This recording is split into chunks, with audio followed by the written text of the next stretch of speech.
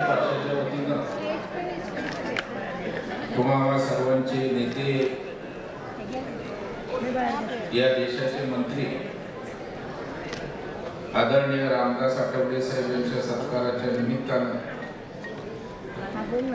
व्यासपीठावर उपस्थित सत्कार मंत्री रामदास आठवले साहेब यांनी आता या ठिकाणी आपल्याला परखड असं मार्गदर्शन केलं।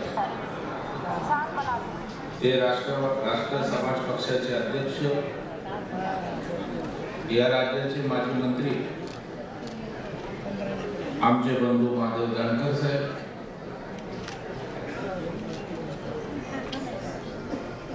रिपब्लिकन पार्टी ऑफ इंडियाचे प्रदेशाचे अध्यक्ष सन्माननीय राजाभाऊ सरवदे, अविनाश मातेकर साहेब, सन्माननीय गौतमजी सोनावणे, पप्पू कागदे, बासिंगजी, सीमाताई आठवले, मुंबईचे अध्यक्ष सन्माननीय आमच्या गावाले सिद्धार्थ कासारे, रमेश गायकवाड, व्यासपीठावर आशाताई, आता सगळ्यांचीच नावं घेतली। जेवढे आठवले साहेब कार्यकर्ते तेवढेच पदाधिकारी आहेत। वरती एक मेळावा होईल त्यामुळे नावं घेत नाही। वैभव आहे आठवले साहेबांचं, दुसऱ्या कोणाच्या नशिबामध्ये नाहीये। आठवले साहेबांच्या कार्यक्रमाला आलो की मला पण कविता करायची आठवले साहेब स्फूर्ती येते। आणि मी बसल्या बसल्या या ठिकाणी कविता करत होतो। भल्या भल्याना सत्तेत बसवले, भल्या भल्याना सत्तेत बसवले, नको त्यांना हटवले, त्यांना म्हणतात रामदास आठवले। भल्या भल्याना सत्तेत बसवले, नको त्यांना हटवले, त्यालाच म्हणतात रामदास आठवले। रामदासजी आठवलेंचा होतोय सत्कार, रामदासजी आठवलेंचा होतोय सत्कार, कारण ते आंबेडकर चळवळीच्या विचारांचा आहे फुटकार। आठवलेंना मोदींनी दिलंय खातं सामाजिक न्याय। कुठलं खातं दिलंय? सामाजिक न्याय, कारण तो खरा भीमाचा पुत्र आहे, कारण तो खरा भीमाचा पुत्र आहे। मगाशी आमच्या आशाताई म्हणत होत्या की आठवले साहेबांच्या सत्काराला अर्थ आहे, आठवले साहेबांच्या सत्काराला अर्थ आहे। ज्याला भीमाचा रामदास कळला नाही त्याचे जीवन व्यर्थ आहे, ज्याला भीमाचा रामदास कळला नाही त्याचे जीवन व्यर्थ आहे। अशी स्फूर्ती जरा रामदास आठवले साहेबांकडून घेऊन मी आपल्या समोर या ठिकाणी बोलतो। आणि कार्यकर्त्यांसाठी माझं आव्हान आहे, ज्याला भीमाचा रामदास कळला नाही त्याचे जीवन व्यर्थ आहे। आणि बाबासाहेबांचा विचार व आरपीआय पक्ष तळागाळापर्यंत नेण्यास आरपीआयचा पॅथर समर्थ आहे। तळागाळापर्यंत आरपीआय नेण्यासाठी पॅथर समर्थ आहे। आणि म्हणून जर तळागाळापर्यंत पॅथर गेला तर जसे आमचे त्या ठिकाणी जानकर साहेब म्हणाले की आपल्याला कोणाकडे मागावं लागणार नाही, आपल्याकडे लोक समोरून त्या ठिकाणी घेऊन येतील। आज खरं म्हणजे रामदास आठवले साहेबांचा सत्कार होतोय आणि या देशामध्ये आठवले साहेबांच्या वतीने एक विक्रम प्रस्थापित होतोय। कारण या देशामध्ये कुठल्याही राजकीय पक्षाला आंबेडकर विचारांच्या जे यश मिळाले नाही ते आरपीआयला आणि रामदास आठवलेला यश मिळालंय। म्हणून देशामध्ये त्या ठिकाणी तिसऱ्यांदा त्या ठिकाणी मंत्री होत आहेत। खरं म्हणजे रामदास आठवले साहेबांचा स्वभाव मला कॉलेज जीवनापासून माहिती आहे, कारण मी सिद्धार्थ कॉलेजचा विद्यार्थी आणि सिद्धार्थ कॉलेज आणि आंबेडकर कॉलेज तसा काही फार फरक नव्हता। म्हणजे आम्ही सिद्धार्थची मुलं उठलो की आंबेडकरला जायचो, आंबेडकरची आमच्याकडे बुद्ध भवन जायचे। आणि त्या दिवसापासून एक चळवळीतला तरुण नेता कुठल्याही प्रकारचा राजकीय पाठीशी वारसा नाही, कुठल्याही वाईवडिलांची परंपरा नाही, केवळ बाबासाहेबांचा विचार हा वारसा घेऊन त्या ठिकाणी गावोगाव त्या ठिकाणी फिरले, आंदोलनं उभी केली आणि आज रामदास आठवले देशाचा मंत्री म्हणून तुमच्या मागातला कार्यकर्ता या ठिकाणी आपल्याला बघायला मिळतोय. खरं म्हणजे रामदास आठवले साहेबांच्या परिश्रमाला सॅल्यूट आहे. म्हणजे आमच्यासारख्या तरुण कार्यकर्त्यांना रामदास आठवलेकडून खूप शिकण्यासारखं आहे. म्हणजे माणसाने आयुष्यामध्ये समाधान काय असतं ते रामदास आठवले साहेबांकडून शिकावं. मिलेगा तो भी भला, नहीं मिलेगा तो भी भला, म्हणून ते इथपर्यंत आले. म्हणजे त्या ठिकाणी मागायचं काम करणार, परंतु काही परिस्थितीमुळे एखादी गोष्ट मिळाली नाही, मागापुढे झाली नाही, तर त्या ठिकाणी त्याची खंत करत बसायचं नाही, पुन्हा चालत राहायचं आणि शेवटी त्या ठिकाणी यश रामदास आठवले साहेबांच्या मागे पडत त्या ठिकाणी येतं. आणि म्हणून या सत्काराच्या निमित्तानं माझी कार्यकर्त्यांना विनंती आहे की मी एक चळवळीला मानणारा कार्यकर्ता आहे. सिद्धार्थ महाविद्यालयात माझं शिक्षण झाल्यामुळे आंबेडकर चळवळीचा एक वेगळा प्रभाव या ठिकाणी माझ्यावर आणि आस्था आपल्या समाजाविषयी, चळवळीची माझ्याविषयी माझ्याकडे आहे. आणि म्हणून मी नेहमी मानत असतो, मगाशी आमच्या जानकर साहेबांनी सांगितलं ते राष्ट्र आहे. खरं आपण पचवायलाही शिकलं पाहिजे की संघटन आज मंत्री देशात अनेक आहेत. मला सांगा 4 वाजल्यापासून षण्मुखानंद सारख्या हॉलमध्ये एवढ्या गर्दीनं एक तरी मंत्री माणसं जमू शकतो का, बसवू शकतो का? ही किमया केवळ आरबीआयची आहे, रामदास आठवले साहेबांची. या घोषणांबरोबर संघटन बांधण्याची जबाबदारी सुद्धा आजच्या या आपल्या सत्काराच्या निमित्तानं आपण स्वीकारली पाहिजे. आपण केवळ कार्यक्रमापुरते, मेळाव्यांपुरते, तिकिटांपुरते न राहता त्या ठिकाणी ज्या ज्या बूथवर आहे, तालुक्यात आहे, त्या ठिकाणी माझं संघटन मजबूत झालं पाहिजे. जर माझं संघटन मजबूत झालं, त्या ठिकाणी दिसलं तर विकलं जातं. आपली ताकद तालुक्यात उभ्या करा, वस्त्यांमध्ये त्या ठिकाणी उभी करा आणि ती दिसली पाहिजे. आज बूथ संघटनाचं मगाशी सांगितलं जानकर साहेब की जर आपण केवळ संघटन बांधणार नसू,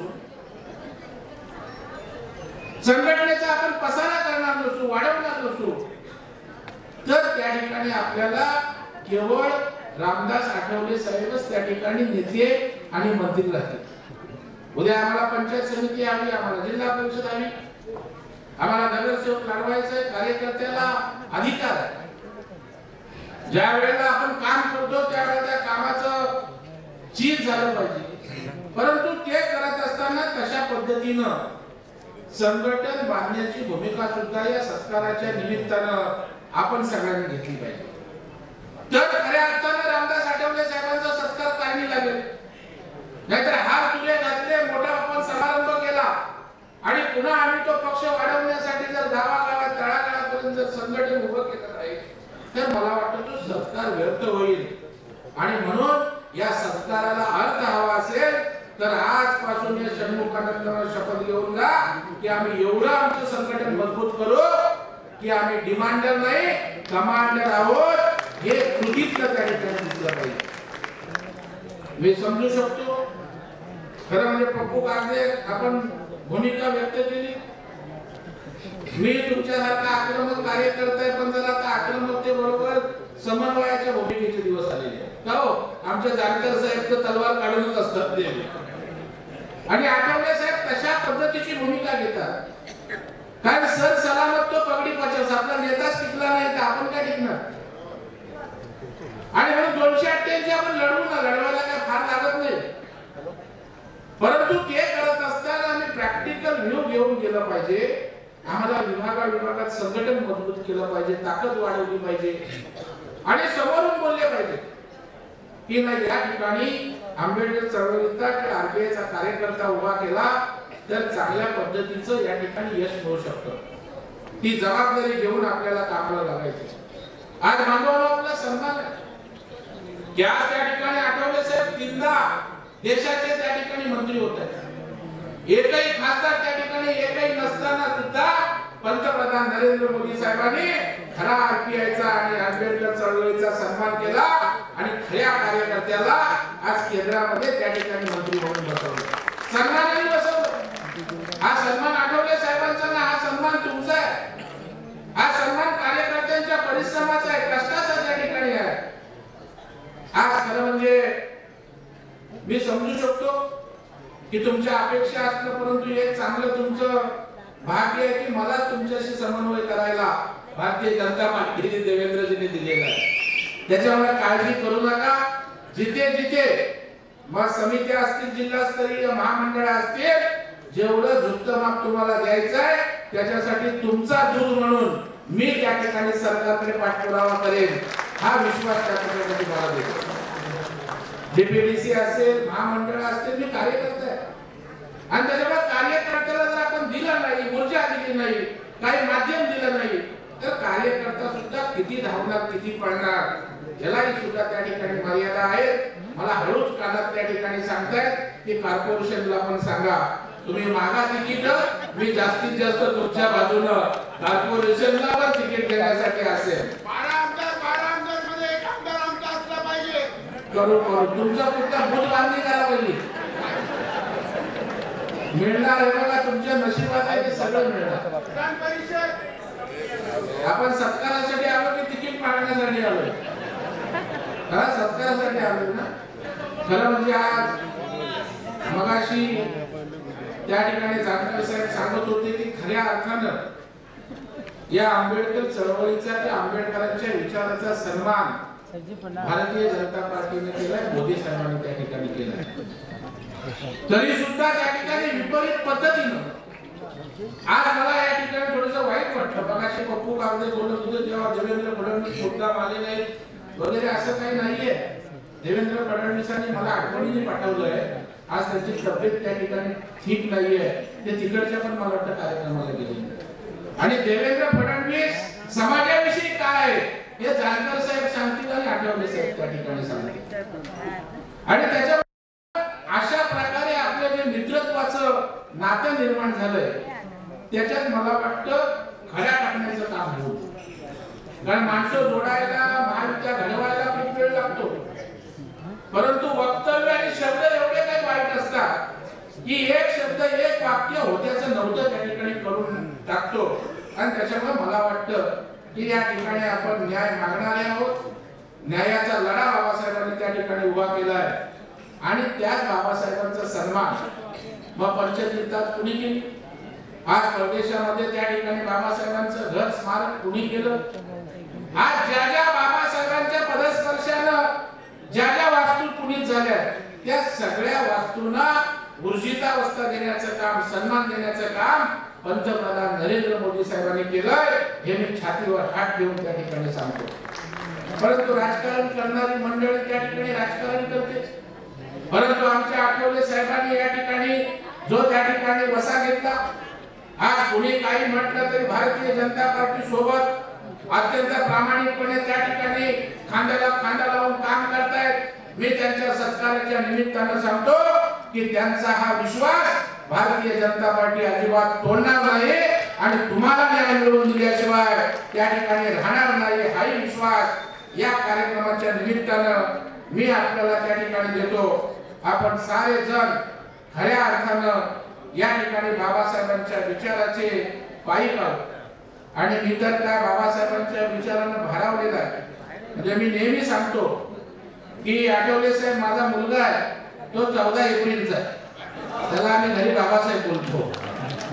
म्हणजे 12 तारखेला डिलिव्हरी होणार होती. आमच्या डॉक्टरनी विचारलं, कोकणातले आमचे लोक जरा पंचांग बघतो, म्हटले जरा बघा पंचांग कसलं बघताय. बोललो परवा बाबासाहेबांच्या महामानवाचा जन्म झालाय, मी ठरवून माझ्या मुलाला 14 एप्रिलला त्या ठिकाणी जन्म दिला, ठरवून. कारण याच्यापेक्षा चांगला दिवस या जगात दुसरा कुठलाही नाहीये. आणि त्याच्यामुळे 14 एप्रिलला माझ्या सुपुत्राचा सुद्धा त्या ठिकाणी जन्मदिवस असतो आणि त्याला बाबासाहेबांनी घरी बोलतो. हे एक नातं, हे प्रेम जिव्हाळा या ठिकाणी आपल्या सगळ्यांच्या विषयी आहे आणि हे प्रेम वाढलं पाहिजे. आपला जिव्हाळा वाढला पाहिजे. पद येतात, पद जातात. पदाला माणूस जन्माला येतो, येताना पद घेऊन येत नाही. पद आपल्या कर्तृत्वाने मिळतात, कधी मिळत नाही, परंतु आपण त्या ठिकाणी काम करत राहायचं आणि तशा पद्धतीचं काम आपण आठवले साहेबांच्या नेतृत्वाखाली या ठिकाणी करा. एक दिवस नक्की येईल, 12 आमदार पण तुमचे त्या ठिकाणी होते आणि 60% मतं सुद्धा जानकर साहेब मिळतील. परंतु जानकर साहेबांनी सांगितलं त्याचं वाईट वाटून घेऊ नका, बूथ कमिटीची रचना करा. आज भारतीय जनता पार्टी एवढा राष्ट्रीय पक्ष आहे. आज त्या ठिकाणी देशात सरकार आहे, अनेक राज्यात सरकार आहे, परंतु आज लोकसभेचा अध्यक्ष जे आपले आता आहेत ना, कोण ओम बिर्ला साहेब माझ्याकडे दहिसरला आले होते लोकसभेच्या निवडणुकीला आणि आमचा रमेश गायकवाडच्या तिथला एक बूथ आहे, आमच्या केतकीपाड्यातला बूथ कमिटीची मीटिंग घेत होते. लोकसभेचा अध्यक्ष येऊन बूथ कमिटीच्या 15-20 लोकांशी बोलतोय, याला संघटन बोलतात. ते संघटन तुम्ही उभं केलं पाहिजे आणि त्याच्यामुळे मला वाटतं याचा उल्लेख एवढ्यासाठी केला, कोण मोठा नेता कोण छोटा मोठा नेता नाही. आज आंबेडकरी विचाराला मानणारा देशात सगळ्यात मोठा पक्ष कोणता आहे तर तुमचा आरपीआय पक्ष आहे आणि सगळ्यात लोकप्रिय नेता कोण आहे तर रामदास आठवले आहे. आणि ही पुंजी आपल्याकडे आज बाबासाहेबांचा विचार नेणारा नेता कोण आहे तर या देशात पटकन सांगतील की रामदास आठवले साहेब आहे. आणि ही पुंजी घेऊन आपण त्या ठिकाणी आपल्या पक्षाचा त्या ठिकाणी व्याप वाढवा. निश्चितपणे येणारा काळ हा आरपीआयचा त्या ठिकाणी मी तर काम किती सांगेन ते मला सांगतात. पीपल एज्युकेशन सोसायटीचा आंदोलन आमचा तो युवाचा चंद्रशेखरने केलं, गळत होतं त्यावेळेला मी विरोधी पक्ष नेता होतो आणि विरोधी पक्ष नेत्यावर मी त्या ठिकाणी आंदोलन केलं. तेव्हाच्या मंत्र्यांना त्या ठिकाणी सांगितलं की सिद्धार्थ कॉलेजचा मी विद्यार्थी आहे, त्यांना तात्काळ पैसे द्या, नंतर मी माझ्या पद्धतीने त्या ठिकाणी जे करायचं ते करेल. त्यावेळेला मला वाटतं 14 कोटी ना चंद्रशेखर, 14 कोटी मी मंजूर करून घेतले समाज कल्याण मंत्र्यांकडून. परंतु अर्धे पैसे आले, अर्धे आता गाडी हलत नाही पुढे. लवकरच आपण सिद्धार्थ कॉलेजचे सुद्धा सगळे पैसे या सरकारकडून मिळवून देऊ, कारण या सरकारमध्ये आम्ही बोललो तर त्या ठिकाणी होईल असं वातावरण आहे. आणि आठवले साहेबांच्या शब्दाला किंमत आहे. तिकिटासाठी मागे पुढे होत असलं तरी कामांसाठी होणार नाही. या ठिकाणी अशा प्रकारची अपेक्षा व्यक्त करतो आणि जिथे जिथे आंबेडकर चळवळीला कार्यकर्त्यांना आठवले साहेबांसोबत आमची मदत मार्गदर्शन लागेल त्यासाठी तुमच्याकडे सैनिक या नात्याने मी तुमच्या सोबत राहील. सुदैवानं महायुती किंवा भाजप सोबत समन्वय करण्याची जबाबदारी मला दिलेली आहे आणि त्याच्यामुळे तुमची दुःख तुमच्या ज्या काही मागण्या आहेत त्या अत्यंत संवेदनशीलतेने आणि गांभीर्यानं त्या ठिकाणी सरकार पुढे ठेवू आणि जास्तीचा न्याय आपल्याला मिळवून देण्याचा प्रयत्न करू एवढा विश्वास या ठिकाणी देतो. मी या सत्काराच्या निमित्तानं आठवले साहेबांना आई जगदंबा उदंड आयुष्य देवो आणि त्यांना निरोगी असं आयुष्य लाभावं आणि त्यांच्या हातून या देशाची आणखी सेवा त्या ठिकाणी हो अशा प्रकारच्या आपल्या सगळ्यांच्या वतीनं मी प्रार्थना करतो. आणि आपण सारे जण एवढ्या मोठ्या संख्येनं उपस्थित राहिला त्याबद्दल आपल्याला खूप खूप धन्यवाद देतो. जय हिंद, जय महाराष्ट्र, जय भीम.